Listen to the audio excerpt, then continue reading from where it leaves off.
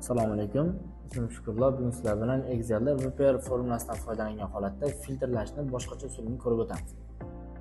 Bizda mana mevalar jadvali bor. Shu mevalar jadvalda biz mana birorta mevani nomini yozganimizda bizga o'sha mevani kilogramini chiqarib berish kerak. Misol uchun mana BH ni o'chiramanda o'rniga nok yozaman. Va bu yerda mana nokni kilogramini chiqarib beradi 86. Olma yozadigan bo'lsak, bizga mana 45 natijasini chiqarib beradi yoki bu yerda mana bizda bunaqa tugmacha chiqadi. Tanlaydigan bo'lsak, hamma mevalarimiz ro'yxati bor. Gilosni talasam 81, uzumni talasam 57. Xohlagan usulingizdan foydalanib, o'sha jadvalingizdagi birorta qiymatni natijasini chiqarsangiz bo'ladi. Xo'p, keling, xuddi shu formuladan VPR dan foydalangan holatda birorta mevani kilogramini chiqarib ko'ramiz. Buning uchun birorta mevaning nomini yozib olaman. Anor deb olamiz va yoniga o'sha anorda kilogramini chiqarishimiz kerak. Barobardan keyin VPR formulasini yozaman. VPR formulasini qaraydigan bo'lsak, bizda pastda tayyor foydalanish uchun bizga qo'llanma berib ketyapti. Ya'ni birinchida o'sha qidirilayotgan qiymatni yozishimiz, belgilashimiz kerak ekan. Ya'ni biz anorni qidirayotganimiz uchun mana birinchi anorni tanlayman. Va shu yerda mana исходное значениеdan keyin bizda virgul turibdi.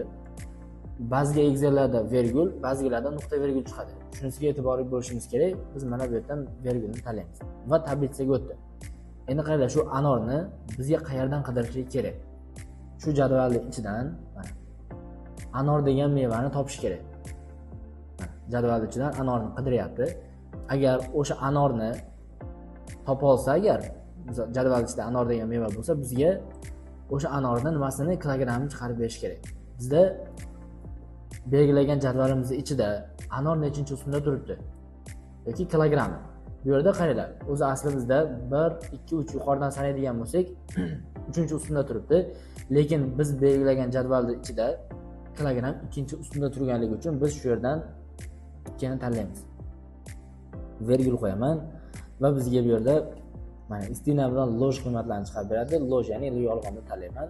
Qavsni yopib enterni bosadigan bo'lsak, bizga anorni kilogramini chiqarib berdi. Shu yerdan gilos degan mevani yozadigan bo'lsak, bizga mana 80 ni chiqarib beryapti. Xo'p, endi bunga o'xshagan tugma ham chiqarishimiz kerak. VPR orqali faqatgina mevani o'chirib yozganimizda bizga kilogram o'zgaradigan bo'ladi. Lekin bu tugmani boshqa usulda chiqaramiz. Xo'p, gilosning ustiga bosaman. Yuqoridan данный bo'lmaga kiramiz va shu yerdan проверка данных tugmasini bosaman. Xo'p, bu yerda bizda o'rtada alohida bo'lim ochildi. Shu yerdan tip данныхdan mana spesifik, ya'ni ro'yxat bo'limini tanlaymiz. Tanlaganimizda bizda mana источник degan joyga hamma mevalarimizni belgilab kiritamiz. Mana tayyor formula yozildi. OK tugmasini bosaman. Menda mana tugma tayyor. Bu yerdan xohlagan mevani yozaman, belgilayman va bizda natija o'zgaryapti. Qaranglar, bu jadvalda men hozir kichkinagina o'sha mevalar tablitsasidan foydalanib bizga formulani ishlatishni ko'rsatdim. Siz buni kattaroq jadvallarda ham ishlatib ko'rishingiz mumkin. Misol uchun, oyliklar jadvali. Sizda 1000 ta xodim bor, 10 ta 15 ta ustunli ma'lumotlar ombori bor sizda bazasi. Endi o'sha yerdan qaysidir xodimning ismini yozganingizda sizga 20-ustundagi oyligini yoki qaysidir qiymatini chiqarib berish kerak. Xuddi shunaqa holatlarda aynan o'sha xodimning ismini jadval ichidan topib olamiz va bizga o'zimizga kerak bo'lgan ustundagi qiymatlarni chiqarishimiz mumkin.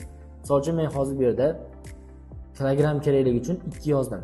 Agar sizda 30-ustundagi qaysidir qiymat kerak bo'lsa, shu yerga 2 ning o'rniga 30 yozasiz va sizga o'sha xodimni 30-ustundagi deylik oyligini chiqarish mumkin yoki bir oy davomida qancha ishlaganini, qancha xarajat qilganini, umumiy qanaqadir ma'lumotlarni bizga chiqarib berish mumkin. Ya'ni bu formula orqali siz aynan shunaqa kichkina jadvallar uchun emas, kattaroq jadvallar uchun tatbiq qilib foydalansangiz ham bo'ladi. Video ostidagi havola orqali o'tib yopiq kanalimizga obuna bo'ling va bizni kuzatishda davom eting. Ushbu kanalda 21-iyun kuni katta onlayn taqdimoti bo'lib o'tadi. Taqdimot davomida sizga bundanda ko'proq va batafsilroq ma'lumotlarni ulashib o'tamiz.